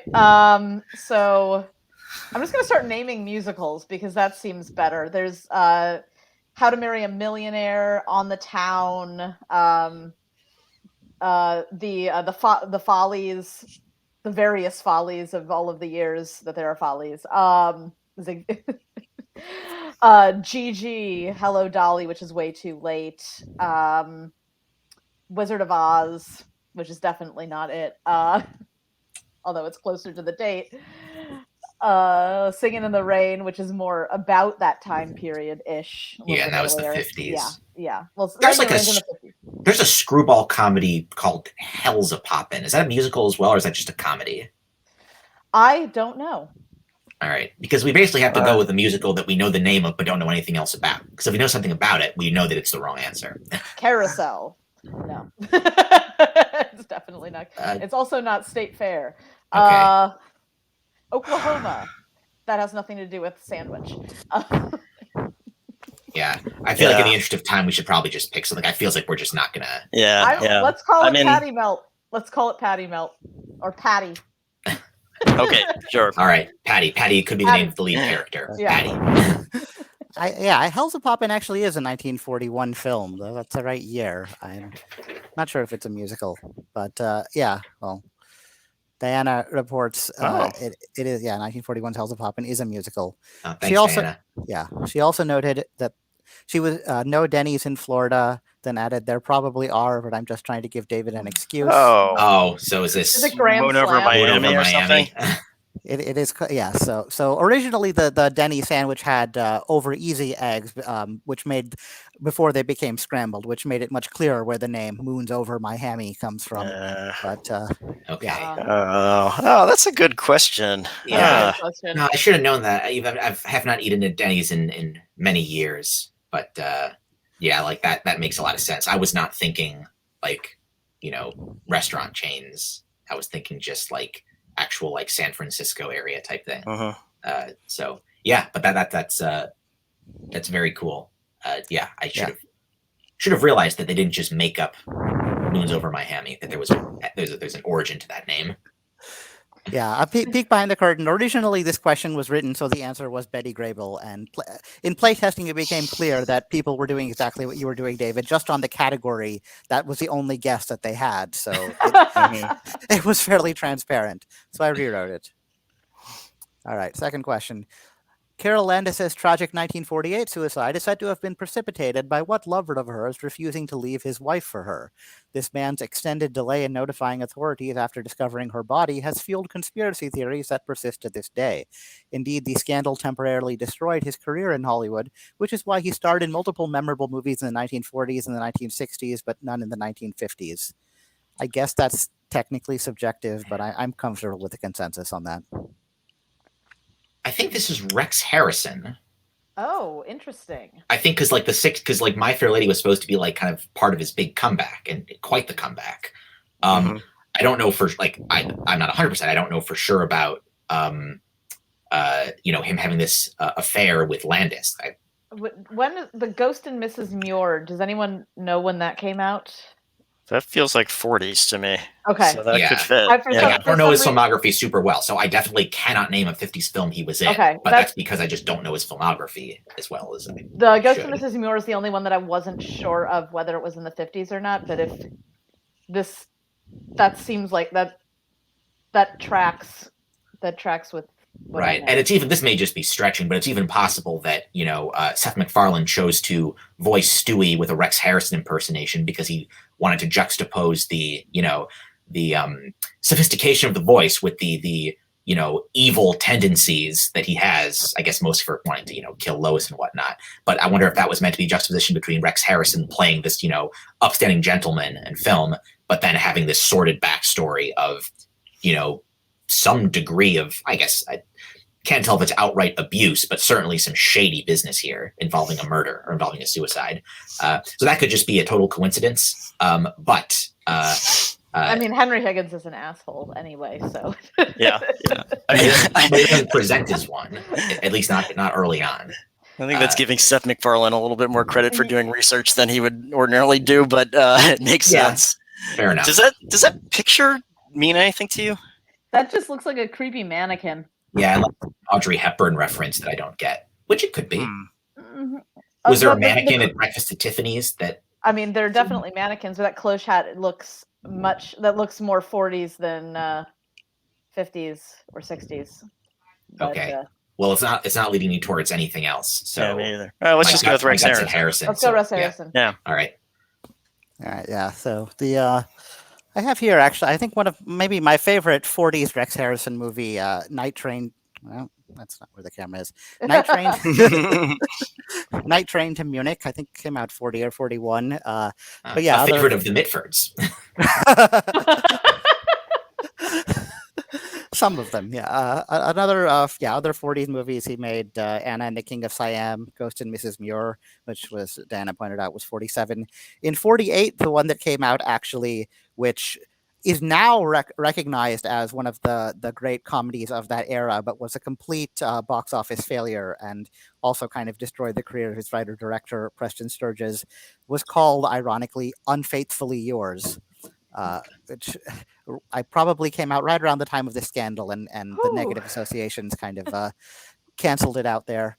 But yeah, so that dress, so if there was any trend from 60s Britain other than the 70s CB trucker trend,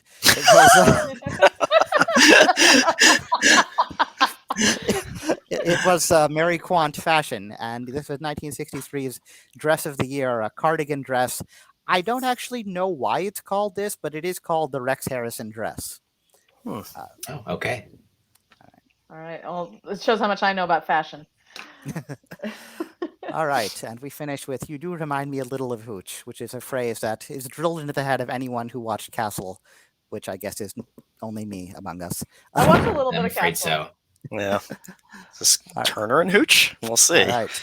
Oh, it is. Both Hooch from 1989's Turner and Hooch and Tequila from the 1992 rip-off TV series Tequila and Bonetti belong to what specific dog breed? This isn't actually a picture of either of those dogs, but it's a dog from the same breed. Okay. Well, I mean, dog breeds are I'm very bad at identifying dog breeds. So if this question is the same difficulty as the other ones and he's showing us a picture of the breed, then I almost certainly do not know it. Well, kind of has like a boxer bulldoggy kind of face, also kind of a Shih Tzu-y face. Okay. Are there different types of boxers that to make it specific enough to fit I know there's different types of bulldogs, but I'm guessing if it was just English or French bulldog, that doesn't really look like either of those to me. It's also bigger than like a bulldog is, like, and it's bigger than a Shih Tzu is, I think. Yeah, I don't have it. On the previous question, you all got a loverly number of points. Oh, thank you. Thank you. Yeah, I don't have anything for this either. He's a little wrinkly. Are there wrinkly dogs? Yeah. Shar-Peis are wrinkly, Shar-Pei, right? yeah. Oh yeah, Shar-Pei. Yes, that's what I'm But they're thinking. That's it. Yeah. smaller than this, I think. I know from Crossroads, like a Polish breed called a Puli, P-U-L-I, but I don't know what it looks like. There's also, yeah, I'm trying to think of other like dog breed names I know, but don't know what they look like. Bichon Frise, I think, is a much smaller dog, Oh, right? Like Bichon much more Frise is kind of like a poodle, like a okay, mini so poodle. we're not going with that. No. Malinois, I think. Oh, you know what? I think Malinois. It's a Belgian dog. It almost looks like a German Shepherd, I think. Yeah, that is the dog from a different TV show, Person of Interest, which I was a big fan of. But that's why it came to mind because we're talking about TV dogs here. So yeah, it's not a Malinois. Also, The Walking Dead also had a Malinois. Okay. God, Tequila and Bonetti, they just really messed up with that title because you can't really tell which one's the dog based on the names alone. Because it could be just a slightly racist TV show where they have like some main character named Tequila, and because Bone is in the name of the cop, like, okay. My 5 minutes are up. All right, I say we just pick. I say Shar-Pei because Sure. that is All right, That's a wrinkly dog. go with Shar-Pei. All right, yeah, it says this is not an Ashley Tisdale reference, unfortunately. This is called a Dogue de Bordeaux or French Mastiff. I wouldn't have taken just Mastiff. That's a little non-specific, but Okay. either of those I would have taken. All right, final question of the game now. Though it only lasted 10 episodes in its original run, Tequila and Bonetti was part of its showrunner's incredible and ongoing streak of having a creator credit on at least one series on the U.S. primetime network schedule in every year from 1980 to the present, with the sole exception of 1994. The female lead on Tequila and Bonetti was police officer Angela Garcia, portrayed by pre-Olivia Benson Mariska Hargitay. What child actress played Angela's young daughter? I can blow up the picture. 1992. Yeah, so presumably the actress is the daughter of the producer. Otherwise, he would have just given us the name of the producer. Right. Okay. Unfortunately, like, obviously, you think Aaron Spelling and Tori Spelling, but I don't think Aaron Spelling has still having series on the air even now. Also, Tori Spelling was in 1992 when Tequila and Bonetti was on the air. She was already. Tori Spelling was she was in 90210 or Melrose, whatever soap she was on. She was on. Yeah, so I have a feeling, I could be wrong, but I have a feeling we're going to recognize the showrunner, but not recognize the actress. But it could be the other way around. But they'll share the same surname is the point. Yeah. Gotta say, we're in a different era. Mariska Hargitay not going to be playing an Hispanic Latina police officer these days. Yeah. That just feels wrong. So you know what's weird? Like when I found that photo, and obviously this for a short-lived series, there aren't too many publicity photos from it around, but her her nameplate on it very clearly says Paretti, not Garcia. And I don't know why, other than that at some early point, originally both of the human characters were supposed to be Italian American, and someone was like, nope, we can't have two Italian Americans. Too many. Yes. Yeah, this is clearly before The Sopranos. Yeah. Actually, I think David Chase's daughter was an actress, but that's not. I mean, he has not still been making TV shows. It's no way. It's, right. Yeah, so that's not right at all. Okay, I think that we. Credit. Dick Wolf. Although 1994, Law and Order was happening, so that's not the case. Yeah, that's a good point. Stephen J. What's his name? Cannell. Yeah. Is that a possibility? Oh, the guy that did Quantum Leap. I'm afraid I don't know who that is. That's Scott Bakula. God. He came to my school. He came to USC when I was a student there, and he was kind of a jerk. He was trying to promote his new series that was not very good. Showrunners that were kind of a jerk does not narrow it down. I know, but he's an old white man, David. Come on. It's the guy. The old guy from Hollywood. The old white man. I am like, if it is, I really hope that it's not the guy who did Quantum Leap, like Donald something. something P, like he has a middle initial, like a P in the middle. That actually sounds promising to me. I don't know why. Donald P. And he's done. Yeah. It's like I'm 90% sure this is the guy, because I think his daughter is an actress, and he mentioned that in this Q&A. It was a really bad Q&A. It was just trying to get publicity. Yeah. Do you know what other shows he did? Maybe we could figure that out. There was something, I think, set in a hospital, which is really helpful, I know, but it was like older than like Grey's Anatomy or ER. Not Chicago Hope or Saint Elsewhere. No, it's like oh god, I can see his credit. This is gonna drive me bananas. It's not the other show called ER that was set in a hospital, right? I don't think so. Some reason the name Belisamo's in my head. Yes, Donald P. Belisario.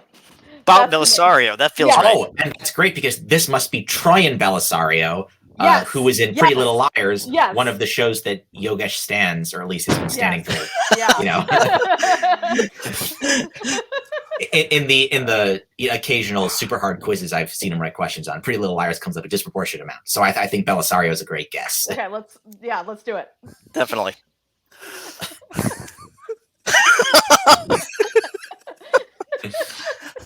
I suppose, yeah. I mean, there wasn't going to be a quiz that I wrote that didn't have Pretty Little Liars content in it. You really should have just known that up front. Actually, typically I try, like when I did Yogesh Connect at Trivia Nationals, I used a picture of Lucy Hale in one of the questions. So usually, actually, Lucy Hale has been kind of my good luck charm over the years. Even with like academic presentations, they tend to go well if I reference or have a picture of her somewhere in them. But for this one, I went with a different Pretty Little Liar, Troyan Belisario. So. Yeah. All right, that was great teamwork. That's what it's all about. Great. Yeah, that was a tic-tac-toe play right there. That was probably as good a good thing to end on as any. Even though I had a very hard time keeping a poker face during it. But yeah. Oops. Okay. Nope. That's trying to navigate back to this screen. There we go. I'll tally up the points in the meantime. Yes. So you get a magnum of points for that, a full magnum, because Donald P. Belisario's first series from 1980 was, of course, Magnum PI. Oh, so we're not getting pi points instead? But you have, that picture actually was not from Tequila and Benetti, of Troyan Belisario as a child on an episode of Quantum Leap, which was actually scripted by her mother, Deborah Pratt. But yes, other of course, since then, Belisario made JAG and NCIS, the latter of which is still on the air, as is, I think, a reboot of Magnum PI. Yeah. Huh. All right, so we've I think reached the end of that. I guess we can do the thing where you each give a statement, or if you want to, or and then we'll sign off after that. And yes, Diana. Yes, there definitely can be a metagaming aspect to it if you know your host. All right. I think Paige went last both of the times before. I did. So I did indeed. Let's have her go first now. All right. Cool. So I am, like I said, I'm much smarter than I looked in this thing today.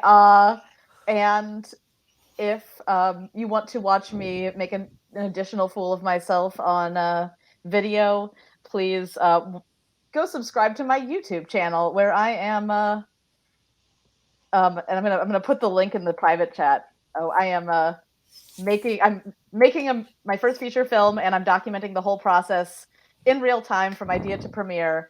It is going to be interesting. I have no idea what's going to happen because I am currently writing the script. So. Okay, I mean, you can put it in that. I mean, now you don't have to avoid the public chat because. Well, no, I can't. There's no box for me to put things in the public chat. Okay, well, I put it there, and I'll put it on screen now. Yeah. I'll have if I get 100, if I get 50 more people to subscribe, I'll have an actual URL that's not going to be a bunch of random letters. All right, yeah. So even though my name is there, this is Paige's YouTube channel, Yeah. just for the record. All right. I guess I don't know. Between Randall and David, whichever one of you wants to go now can. None of the losers I done. nominate Randall. All right. Can you guess tell I have difficulty making decisions? I don't have to use my posted thing again.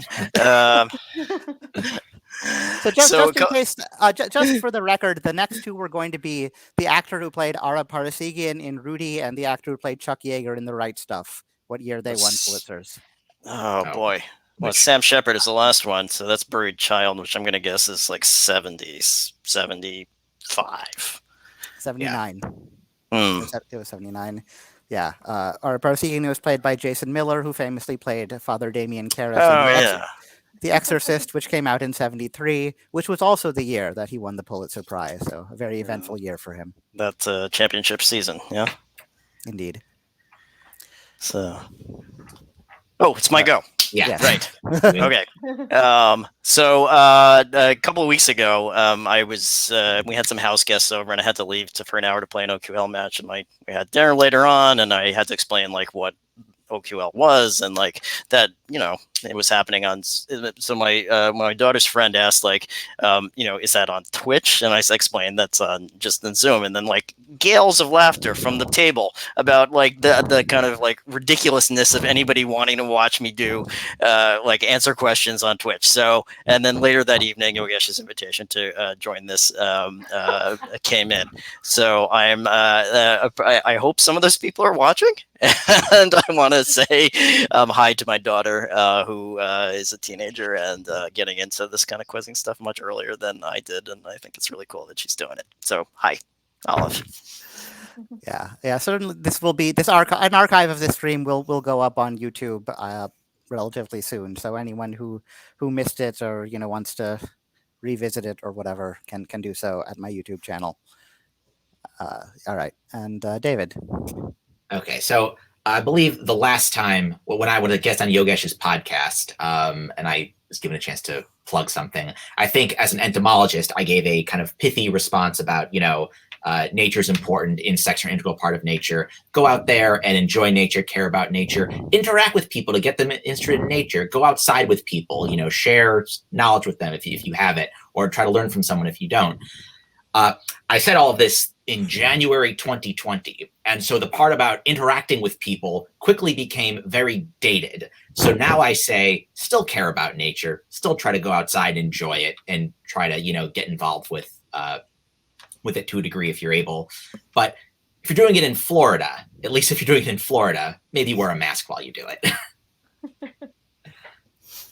Well said. Yeah. Well said. And I guess I've got various publications that I'm a co-author on, but I highly doubt anybody who is watching cares about reading, bug papers in scientific journals. If anybody I know that's an entomologist is watching, then they already know about the papers, and thus this serves no purpose. So that's about it. All right. But congratulations to you all on your quantum of points, like quantum leap. Yeah. Why not? Why not just get one more in under the wire? I figured. Yeah. Well, let me just say, Yogesh, thank you for putting this together. This was a lot of fun to play. I hope it was also fun to spectate. Yes. All right, and we finished in under 2 hours. So I guess we'll sign off now. Thank you to everyone in the chat who followed along. And if you noted the things I was trying to plug in the slide, good. If not, they will also be part of the video that's part of the YouTube stream. So you can revisit them there. But yes, thank you to everyone. And the customer service person also pointed out to me that there is that blue button becomes red, and clicking it will end the broadcast. So that's what I'm going to do now.